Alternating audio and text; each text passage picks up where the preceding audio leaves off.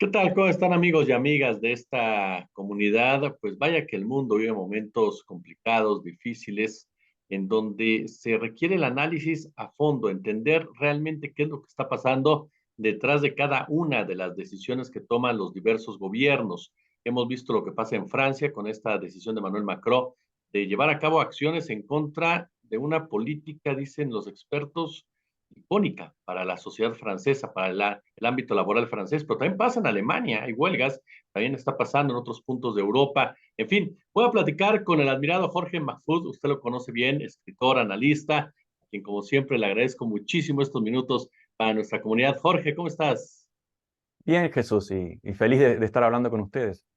Igualmente, querido Jorge. Oye, nos llamó mucho la atención este artículo que publicaste precisamente, tanto en página 12 como también me parece que aparece en Rebelión, en donde abordas lo que pasa con estas dictaduras, pero dictaduras empresariales, con estos grupos empresariales Mm. que podríamos definir son el verdadero poder tras el trono. Sí, y cuando decimos empresariales, hay que recordar que el mismo lenguaje produce una gran confusión. Por ejemplo, el pequeño y mediano empresario Claro. muchas veces se cree identificado con los que llamamos empresarios o los grandes poderes que rigen los países individualmente y el mundo. De una forma brutal, es una dictadura absoluta, absoluta. No solamente me estoy refiriendo a las grandes corporaciones, como pueden ser las más visibles, Apple, o Microsoft, Walmart, Starbucks, Amazon, son la parte más visible.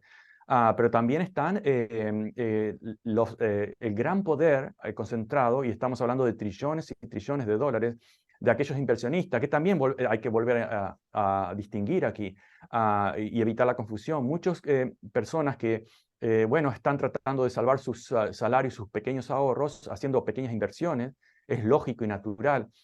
Consideremos, por ejemplo, que en un país que incluso como Estados Unidos, supuestamente con una moneda una divisa mucho más estable, tenemos un 6% de inflación. Es decir, supongamos que un trabajador común o un empresario, un pequeño empresario, tiene un ahorro de $50.000, digamos $100.000 en el banco.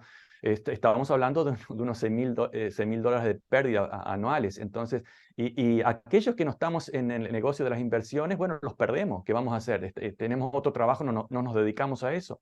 Es casi imposible o muy difícil. Y aquellos que sí pueden o tienen algún tiempo y algún conocimiento de inversiones lo hacen, pero son pequeños inversores. Ahora, no estamos hablando de eso, estamos hablando, por ejemplo, si podemos ir a aquellos capitales que están empecemos, por ejemplo, con en español se dice el safe haven o los paraísos fiscales, Mm. que están en muchos lados, generalmente son islas.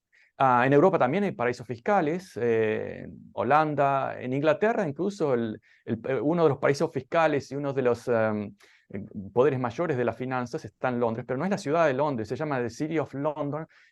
No es de hecho el mayor, el alcalde, sino el jefe mayor de esa parte del centro donde están todos los conglomerados financieros y bancarios.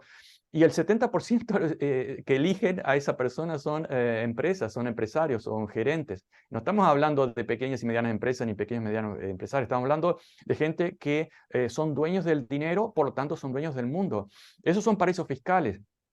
Y si consideramos, por ejemplo, que existen, nadie sabe exactamente la cantidad, pero todos están de acuerdo que son varios trillones, en español serían varios billones de dólares, escondidos, que no pagan impuestos, pero además están ahí de reserva para volver a salir a presionar, acosar países enteros, a acosar políticos, gobiernos que están desesperados por recibir algo de esa inversión y van a hacer cualquier cosa, sean socialistas, capitalistas, democráticos, dictaduras, no importa.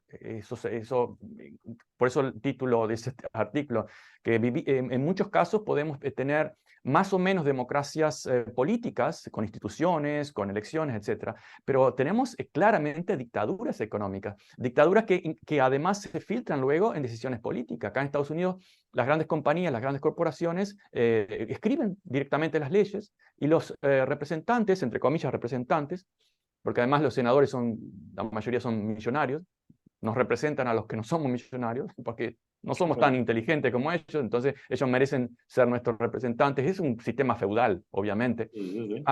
Entonces, ese poder, esa dictadura brutal, terrible, dictadura económica se transpira y modifica las decisiones políticas a su favor, obviamente, no a favor del pueblo que no tiene ese poder.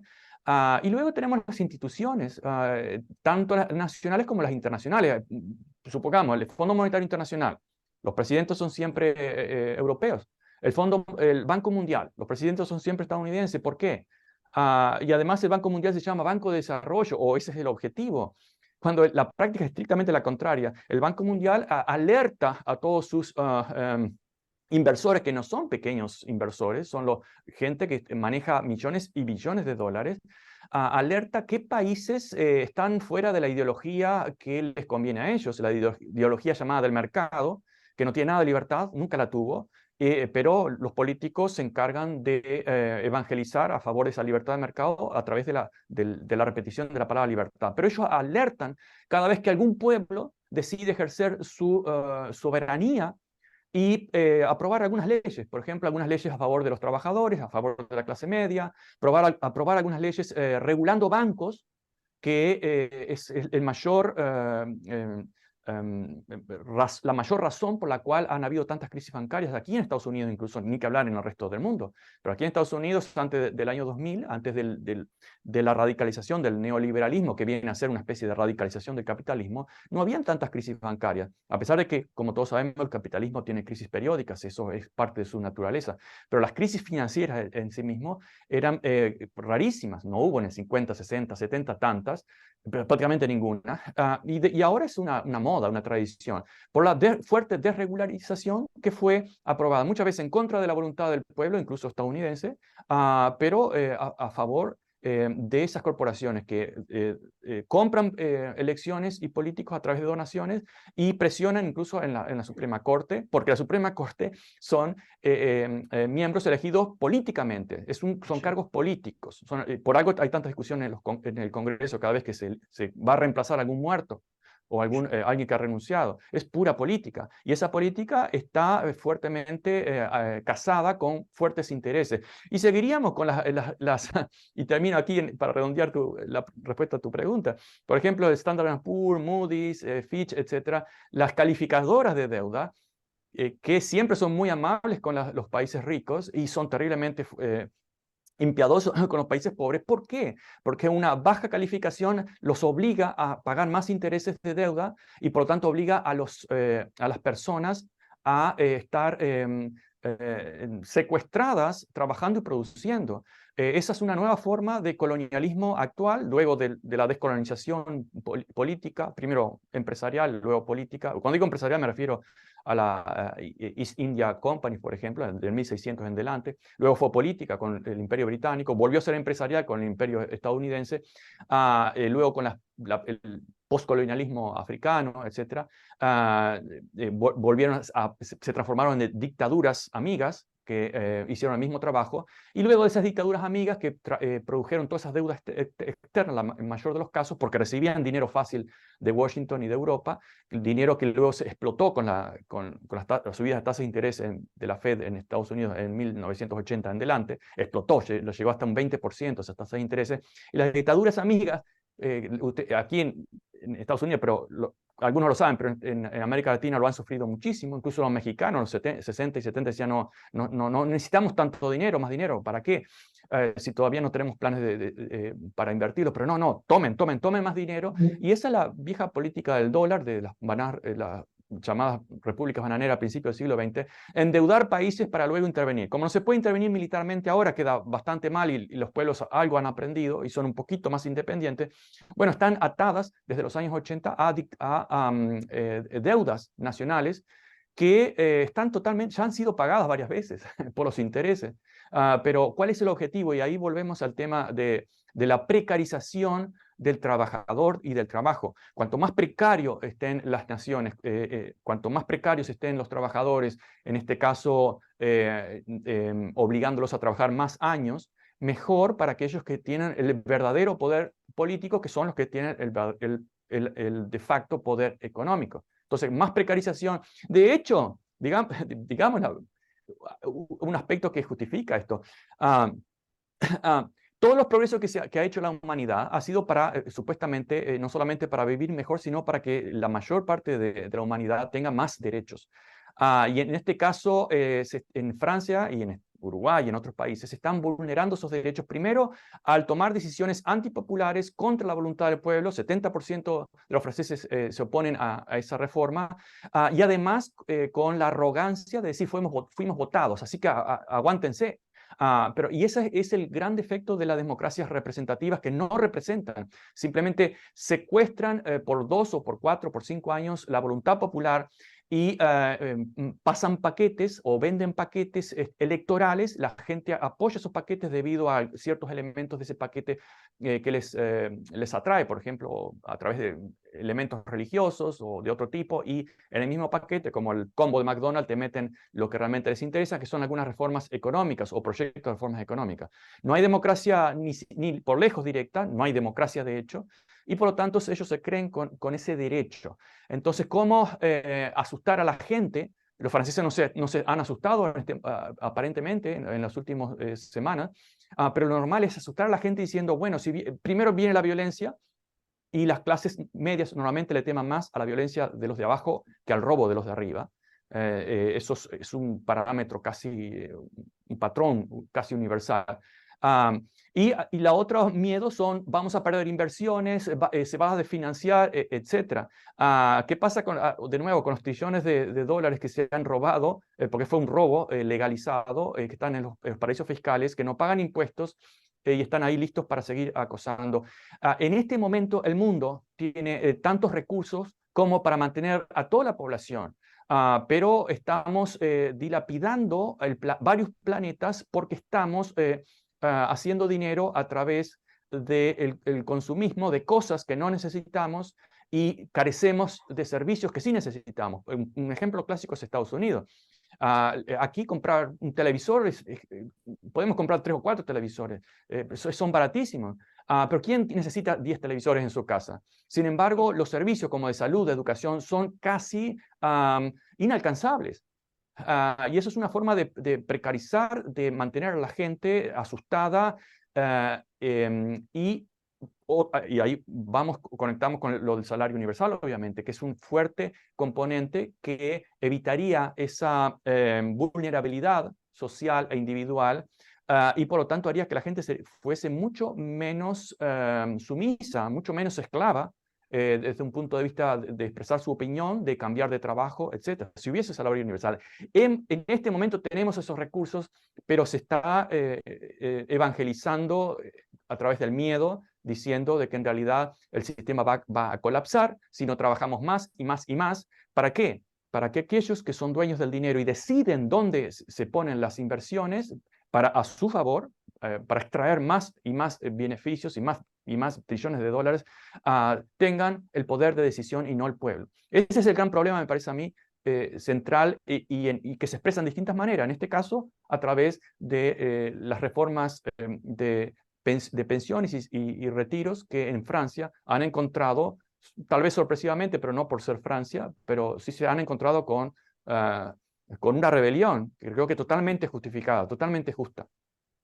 Oye, Jorge, hablamos entonces, a lo mejor va a sonar muy obvio, pero a la vez muy claro, de que los gobiernos o los presidentes o los primeros mandatarios o los jefes de gobierno como tal se convierten en simples gerentes, en gerentes que administran, digámoslo de esta manera, una empresa que es un país en donde los valores tangibles están sobre los valores intangibles, y entonces el ser humano como tal se vuelve desechable. Por lo menos si no la élite, sí hablamos de un gran porcentaje del ser humano, que te vuelves desechable para este tipo de personas, y te vuelves nada más una forma pues de generar, maquinar dinero en complicidad con aquellos que supuestamente tendrían que defender y tendrían que regular ese tipo de prácticas. Sí, cuando dices administradores de una empresa, son administradores que no son dueños de la empresa, ¿verdad? Sí, Bueno, por suerte, directores pero generales. el problema es que los dueños no son los trabajadores. Y ahí tenemos otro clásico ejemplo de la dictadura del sistema económico que está en nuestros trabajos. Cada uno de ustedes cada uno de nosotros, de una forma más o menos, depende del caso particular, pero generalmente uno entra a un trabajo y entra a un espacio dictatorial. Puede ser más amable o no, como en la época de la esclavitud había amos más amables que trataban de cuidar a sus esclavos, pero el sistema en sí mismo era dictatorial y actualmente es dictatorial. En las grandes empresas, por ejemplo, repito, y esta no es la culpa de cada individuo en este aspecto, porque podemos decir, bueno, si soy un gerente de una empresa, ¿cuál es mi opción?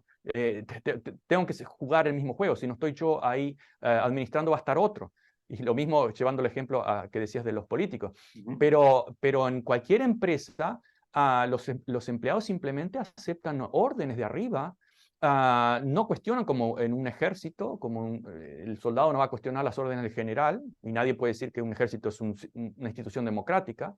Bueno, es efectiva porque funciona así, pero ¿qué pasa cuando ese modelo está transferido a a sociedades enteras? Yo recuerdo como arquitecto tampoco, las obras de arquitectura no eran una democracia, como una iglesia católica, bueno, hay un mando y el de abajo simplemente toma las órdenes, porque la ley además hacía que el arquitecto era responsable por 10 años, no importa quién se equivocara. Pero bueno, era parte del sistema y no había otra forma que jugar ese juego. Pero repito, ese no es el modelo que aquellos que estamos a favor de la democracia queremos para una sociedad entera. Entonces, en cualquier empresa, la crítica al de arriba es muy difícil. Y generalmente se trata de ser muy amable, pero aquellos que tienen su salario y su puesto condicionado a la voluntad del que está arriba, es un esclavo asalariado. Y de ahí que el salario universal es muy peligroso porque haría que las personas se expresen mucho más libremente, sin miedo a perder su trabajo. Entonces, tenemos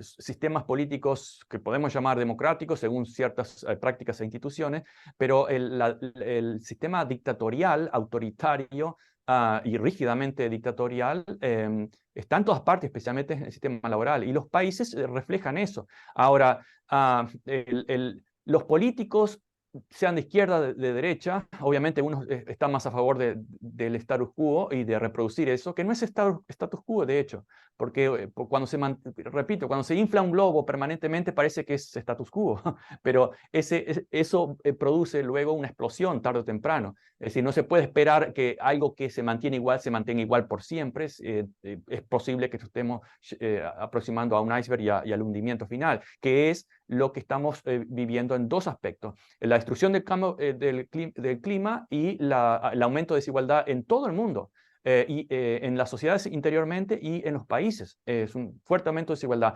¿Y qué pasa? Los de abajo siempre en la cuerda floja. Si no hacen lo que decimos, van a caer en la pobreza. Entonces, ¿hasta cuándo este modelo de crecimiento del PBI, de la economía, ilimitado, que cada vez que se detiene un poquito o crece un 1%, ya hay una crisis económica?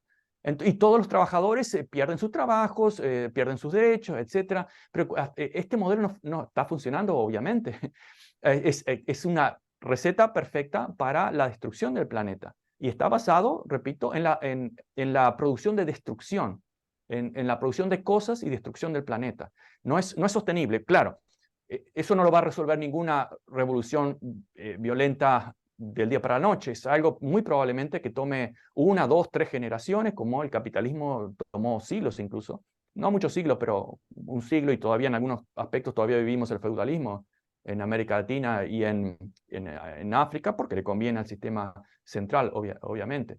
Pero sí que estamos en un problema serio de sobrevivencia del planeta, y como bien dijiste, los presidentes simplemente son administradores funcionales que en el mejor de los casos intentan hacer un cambio positivo a favor de la mayoría de sus pueblos, pero están atados de manos en gran medida. Ya hablamos de la deuda, están atados por la deuda, están atados por el miedo a asustar a los inversores, que son realmente quienes acosan a los países enteros. Están atados por el miedo o la estrategia de no provocar demasiado a los dueños del mundo, o desde un punto de vista político-militar, como Estados Unidos, Washington o algunas potencias europeas. Es decir, hay que entenderlos en gran medida, pero lo mínimo sería que tengamos todos conciencia de que estamos en una situación injusta y que el ejemplo de rebelión, y no estoy aplaudiendo la violencia callejera, por suerte no ha muerto nadie, pero bueno, ha habido destrucción. Pero ¿cuál es la otra opción que tienen los franceses? Seguir lamentándose o decir, cuidado muchachos, que ustedes también pueden perder algo. Me estoy refiriendo a los de arriba, porque el amo explotaba al esclavo, pero mientras era joven no les convenía que se enfermara o que se murieran de hambre. Después sí, eran descartables, como parece que es ahora con los retiros. Es decir, es necesaria una resistencia mínima. Eso no va a cambiar el mundo, pero sí que va a poner un freno a los abusos de las dictaduras de los capitales y de las finanzas. Mi querido y admirado Jorge Mahfoud, de verdad yo siempre te agradezco tu claridad, tu punto de vista y estos minutos que nos otorgas aquí en nuestro canal de YouTube. Un gusto, Jesús. Podríamos estar horas, pero sería una tortura para tu audiencia. Pero es un gusto para No, mí no, no, para estar nada. siempre, cada tanto. Un abrazo.